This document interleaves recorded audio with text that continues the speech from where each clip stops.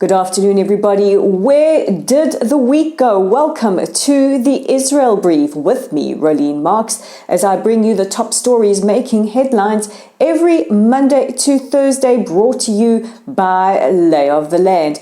And just a reminder, if you're looking for good content to read or watch this weekend, check out our website at www.layoftheland.online. We are on Facebook at Lottle's site. You can catch up on your Israel briefs. You can read our articles. You can like or follow us, share our content.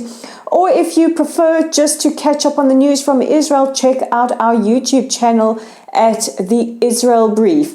And we're also on Twitter at Lay of the Land 5. And just an idea for people out there watching, if you would like us to do little bits and pieces on topical subjects that come up in your media that you would like answered, drop us a line and let's see if we can answer them for you.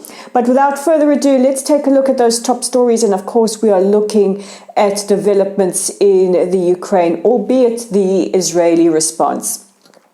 Now, yesterday afternoon, Prime Minister Bennett had phone calls with both Ukrainian President Zelensky and Russia's Putin. And while we don't know the exact details of what was said in the conversation, we do know that President Zelensky took to Twitter to announce that he had had a conversation with the PM and that they had discussed Russian aggression. And soon after that, the Prime Minister, and it has been confirmed that he called Putin to discuss the situation. And we don't have many details on what happened during that conversation either. But what we do know is that Israel is seen as a possible mediator in some kind of ceasefire talks. It has been brought up by President Zelensky several times. In fact, he suggested that maybe Jerusalem be used as a neutral territory to have these talks, because it is neutral and because Israel does enjoy good relations with both countries. Now, let me make the Israeli position clear, because there does seem to be a lot of confusion out there. Israel supports the Ukraine's sovereignty over its territory.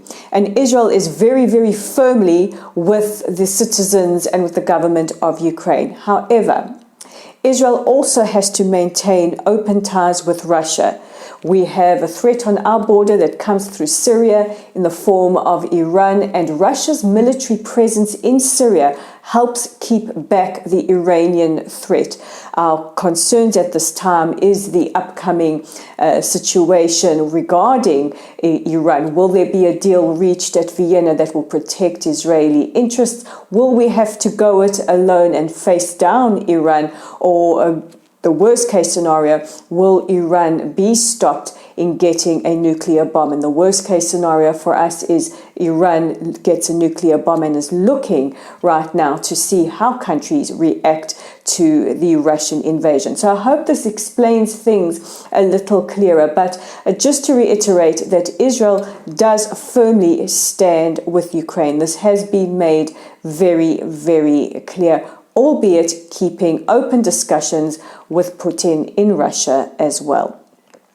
We also have some updates on the humanitarian assistance, and yesterday it was announced by our health minister that Israel will be opening up a field hospital on the Ukrainian side of the border to help civilians and soldiers. We already have a field hospital on the border with Moldova, and we also have been told by United Hatzalah, who are manning that field hospital, that they have opened up a special tent as a safe place for mothers and babies, and more aid has been dispatched to the Ukraine to help with the ongoing humanitarian crisis there. The help is destined for Ukrainian refugees, but is landing in places like Poland or Romania or Moldova. Yesterday, the United Nations General Assembly held a special session on the Russian invasion of Ukraine, and 141 countries voted in favor of a resolution condemning the invasion. 35 countries abstained, including countries like China, South Africa, India, Pakistan, Iran, and others. And 5 countries voted against. These were Russia, Syria, North Korea, Belarus, and Eritrea. US authorities and officials thanked Israel for the concerted effort Israel made in helping to ensure that the vote of condemnation went through and encouraging countries to vote against. Just about half an hour ago, Russia's ambassador to Israel, Anatoly Viktorov, gave a press conference to the press corps here in Israel. Amongst many of the comments that he said was that the mainstream media is guilty of disinformation and fake news. He addressed the Babi Yar, or the damage to the Babi Yar Museum, saying that it was fake news. Now, let's just clarify, because we have heard from comments from Babi Yar. The fact is as follows. Babi Yar wasn't specifically targeted, but a transmission tower next to the memorial and museum was targeted, and debris caused some damage. The ambassador went on to squarely put the blame at the West, NATO, and Ukraine for the current situation, and said that Russia does not want to occupy the Ukraine, but it was also a matter of facing down aggressors, and that Russian history was at stake. You can read into his comments what you will. Our next story takes us closer to home, and in the past 24 hours we have seen 2 stabbing events in the Palestinian town of Izmir. Israeli civilians have been targeted, one last night and one this morning when he went into a store to buy something. Both men, both were stabbed, and both in moderate condition. Now, the IDF have confirmed that it is terror motivated, and they are currently searching for the perpetrator or perpetrators. Meanwhile, many of us have been following the ongoing efforts to deal with Ben & Jerry's following their very, very controversial pulling out of selling their ice cream in what they call the occupied territories. This is the West Bank and Gaza.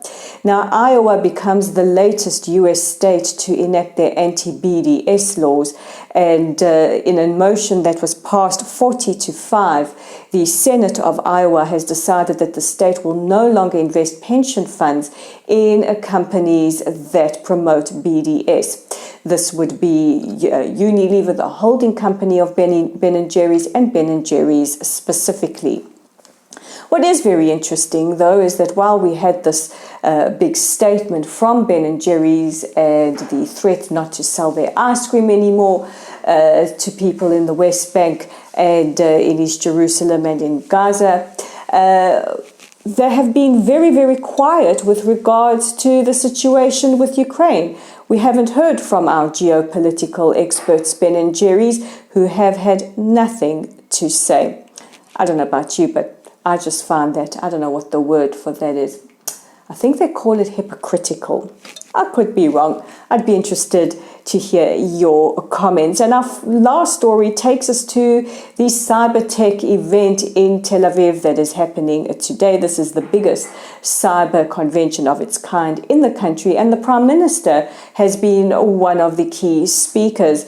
He addressed the Ukrainian situation, saying that the time is critical for all powers to make sure that it doesn't get worse, otherwise it will be total disaster. But he also addressed how to gain more tech talent in Israel. He said that basically our tech talent pool here is near exhausted, but what he does want to do is encourage tech entrepreneurs and technical wizards from the West Bank, from the Arab-Israeli community, and from the ultra-Orthodox community to get more involved in this industry. He said, I don't know how I'm going to do it, but I'm willing to try. And on that positive note, that brings us to the end of today's edition of the Israel Brief. Don't forget to check in with me again on Monday as I bring you those top stories making headlines from Israel and surrounds. I want to wish you all, wherever you are in the world, a safe and a healthy weekend. A Shabbat Shalom from all of us here. And don't forget, I'm Rolene Marks with the Israel Brief. Thank you for watching. I'll see you again next week.